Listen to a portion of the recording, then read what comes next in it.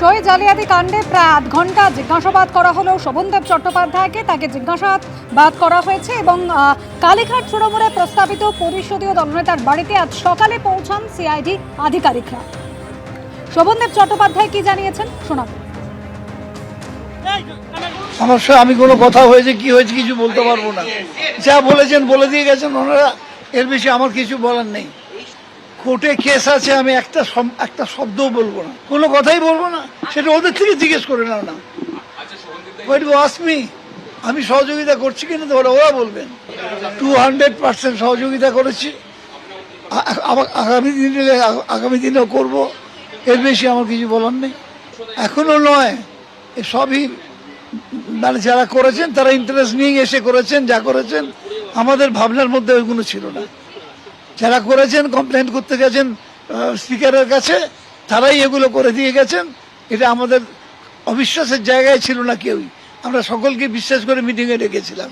তারা কারা করে দিয়ে গেছে, যারা তাড়াতাড়ি চলে গেছে সইটা করেই এখানে জাল সইটা করে দিয়েই চলে গেছেন সোজাসুজি স্পিকারের কাছে। ছিল তো উপস্থিত তারিখের মিটিং এ সবাই ছিল, একজন মাত্র ছিল না, যেটা আমি যতদূর জানি। তাদের সই এটা নয়। আমি আবারও বলছি, যদি আজও নেই আমাকে, আমি এখনো চাই না। কালীঘাট তৃণমূলে প্রস্তাবিত পরিষদীয় দলনেতার বাড়িতে সিআইডি শোভনদেব চট্টোপাধ্যায়ের বাড়িতে পৌঁছন সিআইডি আধিকারিকরা। সই জালিয়াতি কাণ্ডে শোভনদেব চট্টোপাধ্যায়কে জিজ্ঞাসাবাদ সিআইডি আধিকারিকদের। ভিডিওগ্রাফার সহ প্রায় ৮ ঘন্টা ধরে শোভনদেব চট্টোপাধ্যায়কে জিজ্ঞাসাবাদ করা হয়েছে। আমাদের প্রতিনিধি পার্থপ্রতিম ঘোষ সরাসরি রয়েছেন আমাদের সঙ্গে। পার্থপ্রতিম, এই সই জালিয়াতি কাণ্ডে এর আগে ভবানী ভবনে ডেকে অভিষেক বন্দ্যোপাধ্যায়কে জিজ্ঞাসাবাদ করা হয়েছে। কুণাল ঘোষ, ফিরহাদ হাকিম তারাও জিজ্ঞাসাবাদের সম্মুখীন হয়েছিলেন। এবার শোভনদেব চট্টোপাধ্যায়ের কাছ থেকে কি জানতে চাইলেন সিআইডি আধিকারিকরা? দেখুন, সই জালিয়াতির যে মামলা, সেই মামলায় ইতিমধ্যেই কিন্তু অনেককে জিজ্ঞাসাবাদ করা হয়েছে। তার মধ্যে অভিষেক বন্দ্যোপাধ্যায়কে দুবার ভবানী ভবনে ডেকে জিজ্ঞাসাবাদ করা হয়েছে, কুণাল ঘোষকেও জিজ্ঞাসাবাদ করা হয়েছে। এবং এই যে সই জালিয়াতির যে মামলা, সেই মামলায় অভিষেক বন্দ্যোপাধ্যায়ের চিঠি পাঠায় বিধানসভা স্পিকারের কাছে। যে চিঠিটা হচ্ছে 20 মে, এবং সেই চিঠিতে একেবারে তারা প্রস্তাব করে পাঠায় যে লিডার অফ অপোজিশন অর্থাৎ বিরোধী দলনেতা করা হচ্ছে শোভনদেব চট্টোপাধ্যায়কে। অন্যদিকে হচ্ছে অন্য দুই পদে হচ্ছে নয়না বন্দ্যোপাধ্যায়, অসীমা পাত্রকে, এবং চিফ হুইপ করা হচ্ছে সেখানে হচ্ছে ফিরহাদ হাকিমকে। এবং এই চিঠি যায়, এবং তার পরবর্তীকালে তুমি জানো যে রেজুলেশন বুকের যে সই হয়েছিল, যে এই এনাদেরকে কিন্তু এই পদে তারা মনোনীত করেছেন। একেবারে সবার সিদ্ধান্ত এটাই নিয়েছে।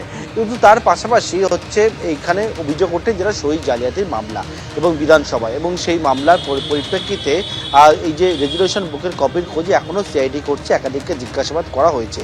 এবং সেখানে শোভনদেব চট্টোপাধ্যায় করা হয়েছিল পরিষদীয় দলনেতা বা বিরোধী দলনেতা করা হয়েছিল যেমন, এবং তার পরবর্তীকালে শোভনদেব চট্টোপাধ্যায় যে সই, অর্থাৎ যে 70 জন বিধায়ক সই করেছেন, তার মধ্যে বালিগঞ্জ বিধানসভা কেন্দ্র থেকে জয়ী শোভনদেব চট্টোপাধ্যায় সই ছিল একেবারে প্রথমে। অর্থাৎ সিআইডি জানাচ্ছে তারা হচ্ছে বিভিন্ন যারা বিধায়ক তাদেরকে জিজ্ঞাসাবাদ করেছে, অভিষেক বন্দ্যোপাধ্যায়কে জিজ্ঞাসাবাদ করেছে, করে এখনও অনেকগুলো জায়গায় তাদেরকে ধোঁয়াশা রয়েছে এই সই জালিয়াতির মামলায়। অরিজিনাল রেজুলেশন বুক কোথায় সেইটা এখনও পর্যন্ত সিআইডি পায়নি, এবং সেই মর্মেই তারা, তুমি দেখেছো কয়েকদিন আগে চিফ হুইপ করা হয়েছিল ফিরহাদ হাকিমকে। ফিরহাদ হাকিম বিধায়কও তার বাড়িতে গিয়েও কিন্তু সিআইডি আধিকারিকরা জিজ্ঞাসাবাদ করেন। এবারে যাকে বিরোধী দলনেতা হিসেবে প্রস্তাব করা হয়েছিল অর্থাৎ কালীঘাট তৃণমূলের তরফ থেকে, সেক্ষেত্রে সেই শোভনদেব চট্টোপাধ্যায়ের বাড়িতে আজকে সিআইডির টিমের সদস্যরা তারা গিয়ে পৌঁছান। 11টা নাগাদ তারা গিয়ে পৌঁছান, এবং প্রায় 8 ঘন্টা সিআইডির টিম তারা শোভনদেব চট্টোপাধ্যায়কে জিজ্ঞাসাবাদ করেন, এবং তার পরবর্তীকালে সেখান থেকে তারা বেরিয়ে যান। শোভনদেব চট্টোপাধ্যায়ের যে বাড়ি অর্থাৎ ভবানীপুরের যে বাড়ি, সেই বাড়িতেই কিন্তু সিআইডির টিমের সদস্যরা পৌঁছান এই সই জালিয়াতি মামলায় শোভনদেব চট্টোপাধ্যায়কে জিজ্ঞাসাবাদ করার জন্য। অনুসরা, ধন্যবাদ পার্থপ্রতিম। এবিপি আনন্দ এগিয়ে থাকে, এগিয়ে রাখে।